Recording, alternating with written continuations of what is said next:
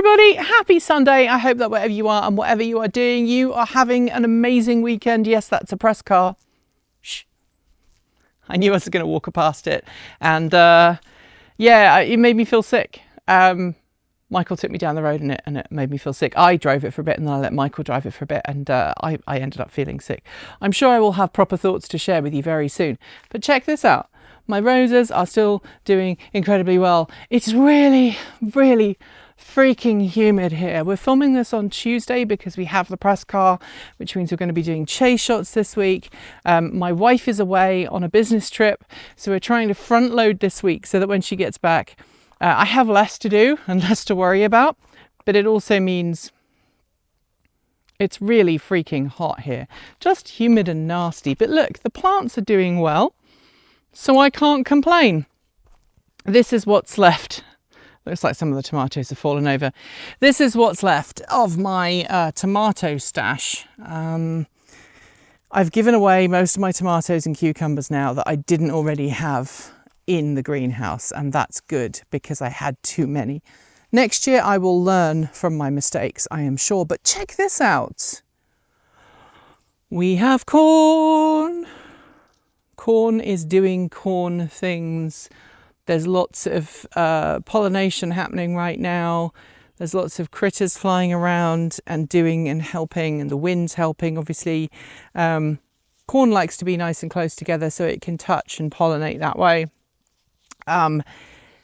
This is definitely more than knee-high by the 4th of July, even though it is well past the 4th of July, so I cannot complain.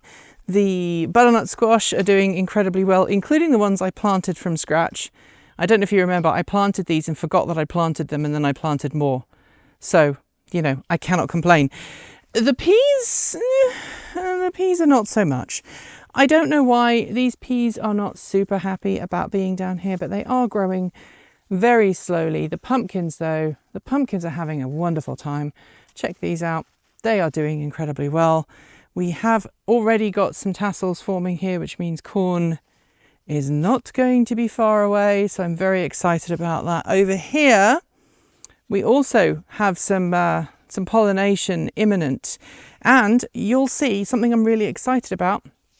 This, looky here, this is a bean that is climbing up the corn as intended. I succeeded in my Three Sisters method. I am so happy about this. This is the first time I've ever done it, and it really has made a massive amount of difference.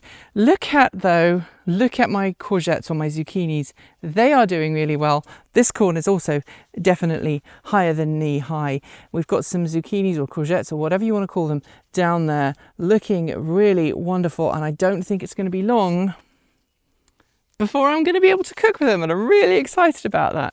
Meanwhile, while this corn is doing incredibly well again, and is soon going to be ready to do its pollination thing, we also have some radishes I need to pull up. I need to pull these up so that they don't just all go to seed. The garlic still needs to come up. My beans, I thought they'd given up. They've started growing again, so whatever. And here's the weird thing here. This is I have no words for what's going on here. So some of the beans are growing really well. There's a bean growing really well there. Some of the beans are like, whatever. And some of the corn has suddenly started to shoot up. So I'm like, I didn't think that these would do anything useful. And then suddenly, bam, they're all growing.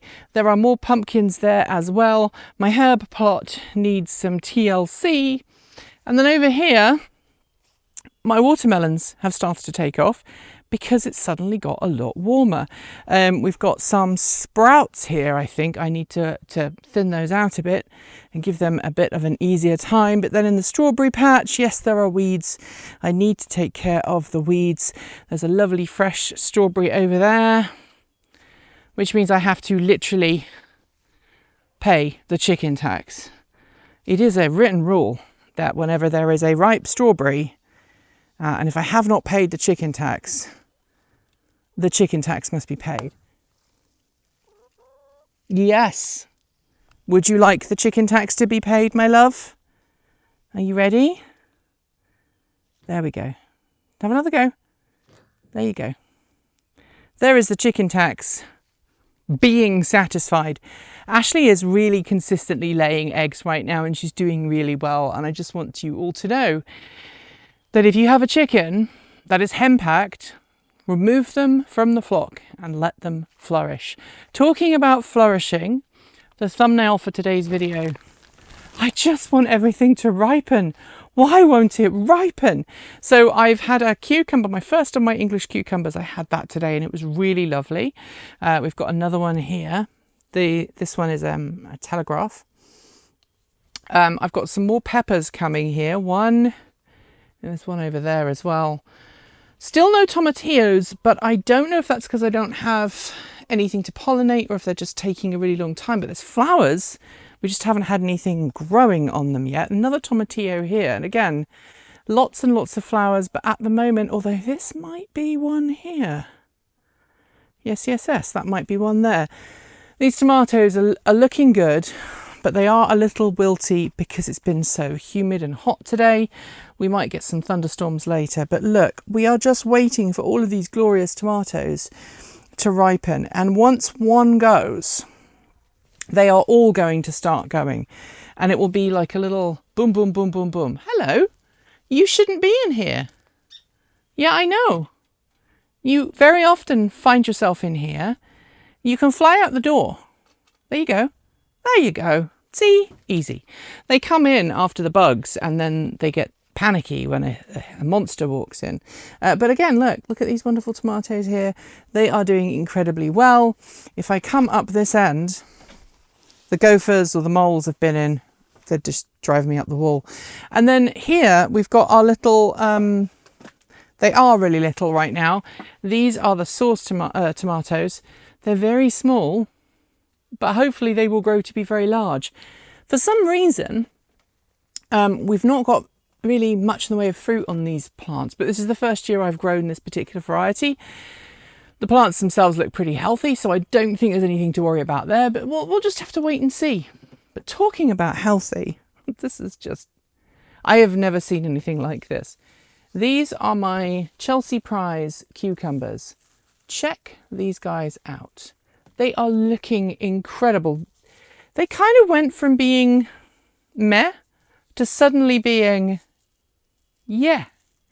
And they're really going absolutely cray-cray, growing really fast. There's also a watermelon down there that I put in just because I had a spare one. I wanted to see if it would grow better inside the greenhouse than outside. But the humidity in here means that we've got lots of cucumbers growing. If I just pull this back, look down here, massive cucumber there, another couple down there. We've got some here, some here. So if you are a mutual friend and you live in the local area and you would like some cucumbers, please let me know because I have too many. I have too many. Also, the lemon cucumbers, I don't have any yet, but I don't think it's going to be long. If you look, lots of plants are thinking about doing planty things, and I don't think it's going to be long. In related news, all of my lettuce are now going to seed, which means I can't use them anymore. But if you remember, they were the lettuce that I bought at the local supermarket, living lettuce, and they've done really well. Like, they've been giving me lettuce for the best part of 4 months now, 3 or 4 months. And so I can't complain. So those, along with the tomatoes and the cucumbers and everything. But the real thing here is I just want them to ripen. Why won't they ripen? They will soon. It's not going to be long. It's either next week or the week after. I'll be showing you all of these wonderful ripened tomatoes. And again, look, we've got more tomatoes growing. So we have plenty of tomatoes. We just have to be patient. And that's the worst bit here. Waiting for things to ripen takes an age. I wish I could let you know the smell of this. If you like tomatoes and you know what a tomato greenhouse smells like, you'll know that it just smells glorious. I am really glad and happy that my cucumbers have grown this year, because last year, if you remember, my cucumbers were a mess. But there's going to be heavy thunderstorms tonight. We've got a weather warning for potential fire because everything is so dry. and we are expecting, and there are some clouds building up very, very high up in the sky.